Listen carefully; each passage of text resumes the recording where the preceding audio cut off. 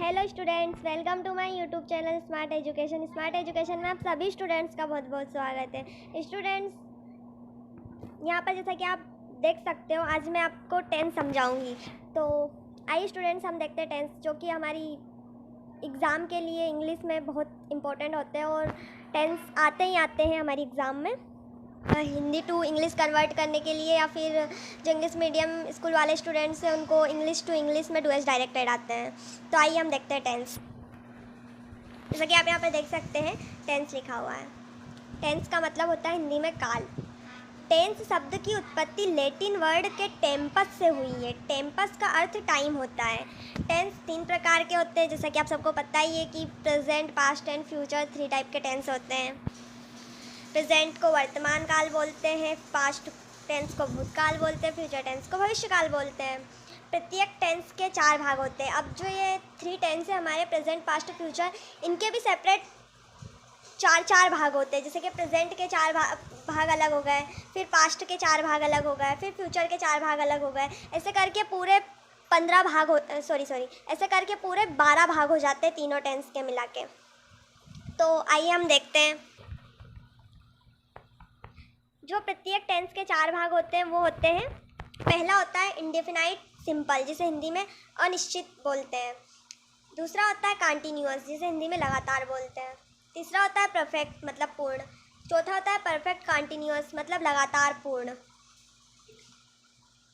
तो आइए हम देखते हैं, मतलब ये चारों बन जाते हैं। जैसे कि हमारे 3 मेन टेंस है, पास्ट, प्रेजेंट एंड फ्यूचर। उनके भाग ऐसे बन जाते हैं। पहला हो जाता है पास्ट। अगर हम पास्ट से लें तो past indefinite, past continuous, past perfect continuous. और अगर हम प्रेजेंट टेंस लेते हैं तो उसके 4 भाग ऐसे बन जाएंगे, प्रेजेंट इंडेफिनाइट या प्रेजेंट सिंपल। फिर दूसरा भाग बन जाएगा प्रेजेंट कंटिन्यूअस, तीसरा बन जाएगा प्रेजेंट परफेक्ट और चौथा बन जाएगा प्रेजेंट परफेक्ट कंटिन्यूअस।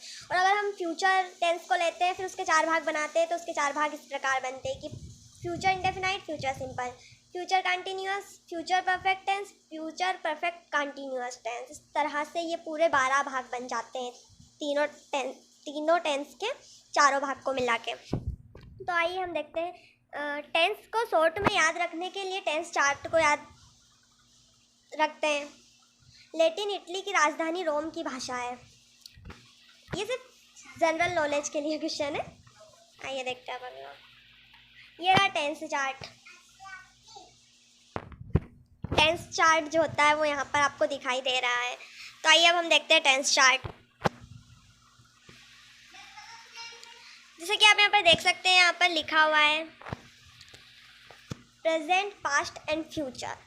तो हमारे 3 मेन टेंस होते हैं। अब इनके जो पार्ट होते हैं, जैसा कि मैंने बताया था, पहला इंडेफिनाइट होता है, तो ये present indefinite, past indefinite and future indefinite की ये वर्ब लिखी हुई है।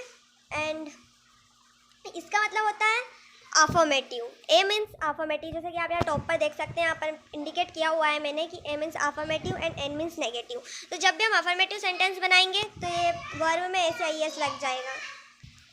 तो जैसा कि आप देख सकते हैं कि यदि हम प्रेजेंट अफर्मेटिव सेंटेंस बनाएंगे तो उसमें वर्ब के साथ ऐसे आई एस जुड़ जाएगा, और अगर नेगेटिव बनाएंगे तो नेगेटिव सेंटेंस बनाएंगे तो डू डज लगेगा उसमें। और पास्ट में अफर्मेटिव में वर्ब की सेकंड फॉर्म लिखी जाती है, और नेगेटिव में डीड लगा देते हैं वर्ब की फर्स्ट फॉर्म के साथ। यहाँ जब हम अफर्मेटिव बनाते हैं तो वर्ब की सेकंड फॉर्म लगती है, एंड जब हम उसका नेगेटिव बनाते हैं तो वर्ब की फर्स्ट फॉर्म हो जाती है और आगे डीड लग जाता है। और फ्यूचर इंडेफिनाइट सेंटेंस बनाते हैं जब अपन टेंस का, तब उसमें सेल विल लग जाता है वर्ब में। प्रेजेंट में हिंदी के वाक्य में पीछे रहा है, रही है ये आता है, और पास्ट में था, और फ्यूचर में गा, गी, गे या होगा। इसी तरह आप ये पूरी टेबल देख लेना, इसमें सभी के बारे में बताया हुआ है। हमने अभी जो बात की वो present, future and past indefinite की थी। अभी आ जाता है प्रेजेंट कंटिन्यूअस की बात हो जाती है यहाँ पर पास्ट कंटिन्यूअस की बात होगी, यहाँ पर फ्यूचर कंटिन्यूअस की बात होगी। कंटिन्यूअस में हमेशा वर्ब की आईएनजी फॉर्म लगती है तीनों सेंटेंस में, तीनों टेंसेस में। एंड ये हेल्पिंग वर्ब याद रख लेना, is, am, are, was, were, shall be, will be. And perfect की पहचान होती है चुका है, चुकी है। परफेक्ट कंटिन्यूअस की होती है रहा है, रही है, और इसमें समय दिया जाता है। और आप ये टेबल देख लेना। इसके परफेक्ट के जब भी हम परफेक्ट सेंटेंस बनाते हैं परफेक्ट टेंस, चाहे वो पास्ट का हो, फ्यूचर का हो या प्रेजेंट का हो, उसमें हमेशा वर्ब की थर्ड फॉर्म आती है तीनों टेंसेस में, बस हेल्पिंग वर्ब चेंज हो जाती हैं। इसमें भी परफेक्ट कंटिन्यूअस में भी बीन लगता है, बस आगे की वर्ब चेंज हो जाती है, एंड हेल्पिंग वर्ब की जो आगे होता है वो चेंज होता है, सेल विल है हो जाता है फ्यूचर में, पास्ट में हेड हो जाता है, एंड प्रेजेंट में हैज़ हो जाता है, और इसमें वर्ब की आईएनजी फॉर्म ही लगती है तीनों में, एंड सिंस फोर लगता है। अब यहाँ पर दिया हुआ है प्रेजेंट इंडेफिनाइट टेंस के बारे में, अनिश्चित वर्तमान काल के बारे में दिया हुआ है। इंडिकेशन इसकी पहचान होती है ता है, ती है, ते है, और इसके कुछ रूल्स दिए हुए हैं। एक वचन करता ही, शी, इट, नेम, मतलब जब भी एक वचन करता आते हैं जिसकी ही, शी, इट, नेम, तो इनके साथ वर्ब में एस या ई एस का प्रयोग करते हैं। यदि नोट दिया हुआ है, यदि वर्ब के अंतर्गत में S, C H, S H, S S, X O है तो ई एस का प्रयोग करते हैं, अन्यथा एस का प्रयोग करते हैं। यहाँ पर दूसरा रूल बताया हुआ है, बहुवचन करता आई, वी, यू, दे, जैसे कि आप देख सकते हैं ये सब बहुवचन प्लूरल है, तो इनके साथ वर्ब में ई या ई एस का प्रयोग नहीं होता है। वर्ब हमेशा बहुवचन में होती है, जैसे कि गो, प्ले, वॉच, सिंग, इटीसी।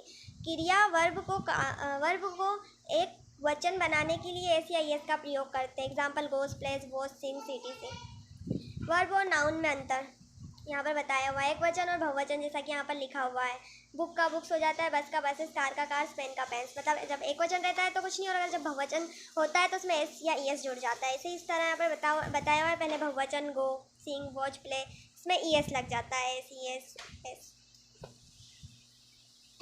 यहाँ पर ये अफर्मेटिव सकारात्मक का सूत्र बताया हुआ है, ये हिंदी में दिया हुआ है, इंग्लिश में। सब्जेक्ट मतलब कर्ता, सहायक क्रिया, वर्ब और वर्ब के साथ एस या ई एस और प्लस ऑब्जेक्ट। तो यहाँ पर जैसा कि एग्जाम्पल दिए हुए हैं, राम स्कूल जाता है तो इसका इंग्लिश में ट्रांसलेट होगा राम गोज टू स्कूल। जैसे आप यहाँ पर ये 2-3 एग्जाम्पल और दिए हुए हैं, इन्हें देख सकती हैं। सो स्टूडेंट्स, अगर आपको इसके आगे के टेंस भी डिटेल में चाहिए तो आप मुझे कमेंट करके बता सकते हैं, मैं आपके लिए आगे के टेंसेस का वीडियो भी अपलोड कर दूँगी। एंड ये एग्ज़ाम के लिए बहुत ही हेल्पफुल होते हैं, एंड ये एग्ज़ाम में तो आते ही आते हैं, डू एज डायरेक्टेड, या फिर हिंदी टू इंग्लिश कन्वर्ट करना, या इंग्लिश टू इंग्लिश में डू एज डायरेक्टेड करना आता है, टेंस चेंज करना आता है। So it's really helpful. Thank you.